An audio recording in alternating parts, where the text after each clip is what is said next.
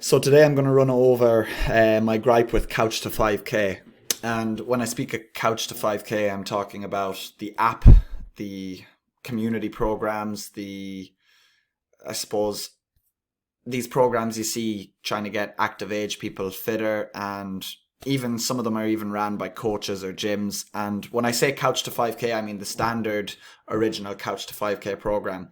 There are hybrid programs of Couch to 5K. I know that there's programs out there called Couch to 5K that are totally different. It's their own gym's version. I'm not talking about them. I'm talking about the standard Couch to 5K, which puts everyone in a box and gets them from basically running a few minutes a week to 5K in the space of, it could be 12, 16 weeks. But it's a standardized program where you walk a minute, jog a minute, that kind of thing, until you cover a certain amount of distance. So the whole talk is going to be about the Couch to 5K, the original one, and where it goes wrong. So running is a skill to start off. Now, there's so many books out there and there's so many statements which believe that we are innately born to run, and I would be one to agree with that. I think everyone should be able to run, or should give running or some form of running an attempt, even if it's just for your own safety.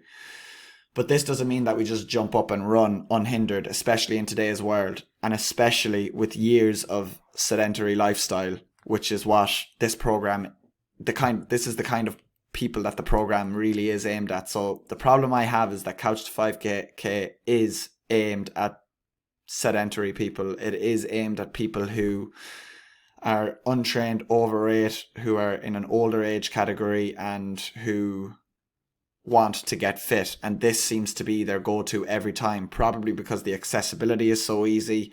It's cheap, it's free in a lot of cases. If you use the app, it's totally free. And it's kind of advertised as anyone can do it, which is where I have the big problem. So there seems to be a huge loop of couch, run, injury, couch, repeat. And when I say couch, couch is just going to mean a sedentary lifestyle. It's going to mean maybe you've had poor movement, very low activity throughout the day,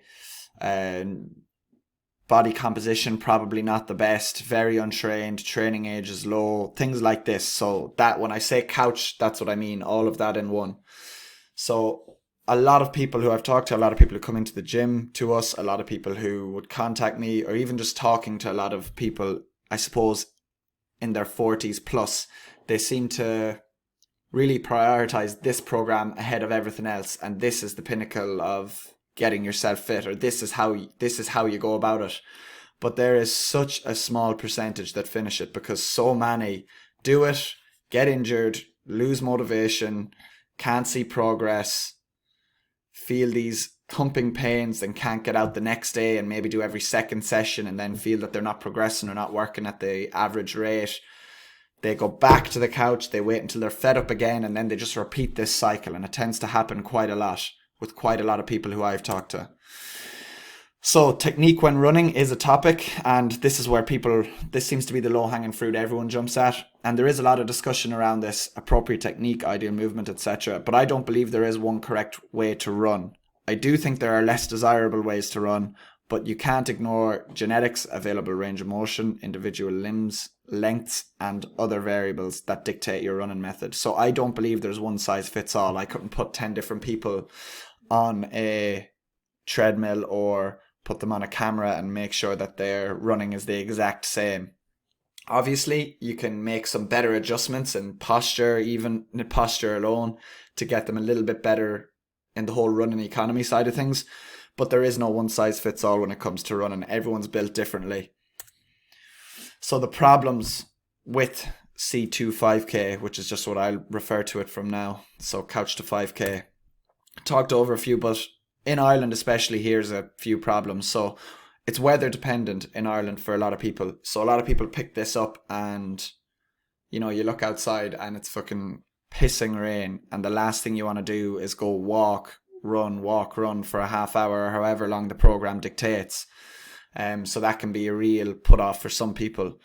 Most of the running is done on roads, which is quite hard on people's joints. You know, in Ireland, there's not much quality tracks around, and if there is, you're paying to get in, or there's a club using them, or you have a membership. So again, most of this is done on the roads. People are wearing poor quality shoes doing this, so not inappropriate, but you know, these shoes they might wear just for running and never wear them again. And I do believe there is that whole adaptability thing. I mean, if you run in a pair of Vans every day, you're going to be fine running in a pair of Vans. You'll adapt to that. But again, people tend to just have this one pair of shoes that they'll put on, go for the run, maybe never wear again, or it might just be a kind of cheap pair of shoes that is affecting their stride length, or is, I suppose, every time they heel strike, it's putting that pressure up the joints, etc. So especially if you've had no running technique work done or try to improve your mechanics, then poor quality shoes is a problem. It puts everyone into one box of programming. So again, it's not a one size fits all. I believe one person's route to 5k must be different to others. The injury cycle causes mental fatigue, as does the poor programming. So that mental fatigue causes you to get into this rut, be put down every time you fail or get injured, or kind of think, well, you know, this is what the program says. If I'm getting injured, I mustn't be good enough, etc. There's no concentration on strength or injury prevention in the classic C2 5K. So there's absolutely no touching on that. Maybe in some of the newer apps, there's a bit of static stretching, but I've said enough about that already in previous slides. Injuries. So when you begin running, especially as an older adult, there are so many variables at play. There's so many variables at play for everyone who runs. But keep in mind that this is an app, and this is a program aimed at older people with a very poor lifestyle or with very little activity. So it's doubled or tripled when you talk about these points. So the first one is muscles. Resistance training allows your muscles to build, be preserved, and stronger muscles have shown to be less susceptible to injury, which I've talked about before. The more muscle we have, the more space we have for muscle glycogen storage as well. So we store our glycogen in two spots, our liver and our muscles. Now, your liver, you're given the hand, you have to play the cards you're dealt. So you're not going to be able to grow that. That is just what it is. Your liver is your liver. You can hold this much amount. That's it. But the rest you can control a little bit, because the more muscle mass you have, up to a point, of course, you can store more glycogen there. You can store more energy that can be used for this running. So very little muscle mass means there is even less glycogen being stored for energy. The quicker you run out of energy, the quicker fatigue comes, the quicker that movement mechanic begins to break down. So the second one, bones. Weight training has been shown to combat osteoporosis, amongst so many other things, prevent bone loss, and even help build what's known as new bones. So new bones, sorry, the dog just came in. So it's important that you're training for bone health as well. And especially as older adults, when the breakdown starts to rapidly grow and you really, really need to give focus to that. I don't think people understand how impactful running is on the joints, on your bones, and how that can, I suppose, cause quicker wear and tear. The next thing is ligaments and tendons. So ligaments attach bone to bone, tendons attach muscle to bone. Resistance training makes your muscles contract, and in return makes ligaments and tendons stronger and thicker. It can take up to 10 weeks for tendon strength to increase, but it can grow by 20%, and that includes their thickness as well. So joints is the fourth point. Training can promote protection and stability in the joints, having a positive effect on cartilage too, which has been shown over and over again. And the fifth one, economy of running and cardiovascular system plays a role in injuries too. So as a poor system means you run under fatigue and mechanics begin to drag. So what that means is, if you're going out with absolutely no cardiovascular work done, maybe your first 5 minutes, you're fresh, you feel good, your quality is good, you're running, your posture is good. And then as you get tired, as your cardiovascular system starts to suffer a little bit, that's when the sloppy running begins. You're under fatigue, and next thing you start kind of maybe shortening your stride or doing things you wouldn't do usually when you run.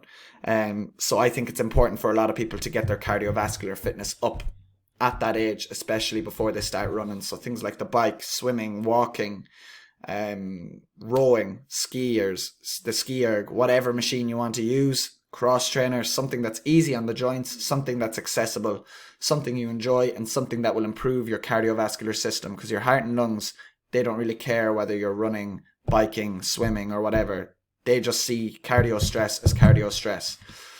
So I think it's important to kind of get that up to scratch before you start running, because you will, I suppose, push fatigue further and further away, that you're not going to just quickly, after 5 or 10 minutes of running, quickly enter this fatigue state, and then your economy of running just totally breaks down, and I suppose you attract more injuries quicker.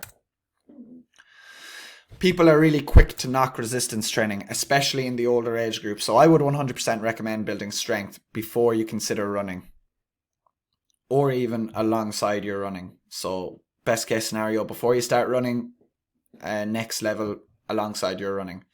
So Couch to 5K is targeted at older, sedentary, untrained adults, which is actually the worst idea. So as we age, we begin to lose muscle mass, bone density, amongst other things. I mean, our testosterone begins to drop at a very rapid rate. So resistance training is more important for the older adult who wants to run. Even things like your type 2 muscle fibers, everything is affected with aging.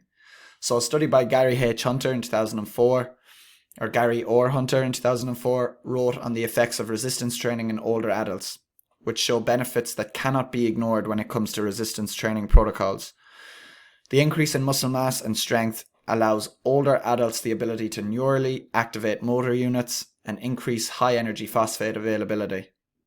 Along with this, it increases power output, reduces the difficulty of daily tasks, enhances energy expenditure and body composition, and as a result, it has been found that this knock-on effect has been found to promote participation in spontaneous physical activity. So because you're more mobile, because you're more injury-free, because you're stronger, because you feel leaner, because you have all this, I suppose, more energy from being more active, it promotes a physical lifestyle, or I suppose a different lifestyle, that you're thinking, oh, why would I drive there? I can walk there. I feel good. It doesn't hurt anymore to walk there, etc. So it promotes spontaneous activity, which is something I'm going to talk about soon on one of these slides. I hope to talk about spontaneous activity and how that has a bigger play on your metabolism than pretty much everything else you hear. So spontaneous activity and your metabolism are closely related. So it seems like a no-brainer. It all makes sense, and when I say this, people agree, but people would rather take the chance in running, as it seems to be instilled as the be-all and end-all of fitness within the older generation, even as a method of weight loss. So you ask any of our parents, grandparents, anything like that, it kind of comes down to the, I suppose, older adage that no one went to the gym in my day or whatever. But I'm not saying you need to go to the gym. I mean, you can do resistance. Everywhere I said strength training or resistance training can be done with body weight, bands, can be done in the comfort of your own home, can be done in a gym if you like, can be done really anywhere, can be done out on the farm, can be done in your daily activities. It's very simple. It's just overcomplicated by people. So if you or an older relation or friend is deciding to look after their fitness and get on top of themselves, maybe steer them clear of C2 5K and focus on getting them strong, where they'll have a lot more payback. Of course, in time, encourage them and build the self-efficacy within them to run if you feel like it's not going to do any harm to them. But I think it's an absolute no-brainer to push them closer or further toward strength training. I think there's a lot more payback, a lot more return on investment, and a lot less heartbreak for an older adult doing that. So that's my wrap up on C2 5K, Couch to 5K. It's probably not the best thing for the majority of you, especially if you lead a sedentary lifestyle. I think you will have a lot more return on investment in other things. So again, wrapping that up today, I was up at the rate I have been, and I think the next one I'm going to talk about is the spontaneous activity and its relationship to metabolism. I hope you've enjoyed these, and see you in the next one.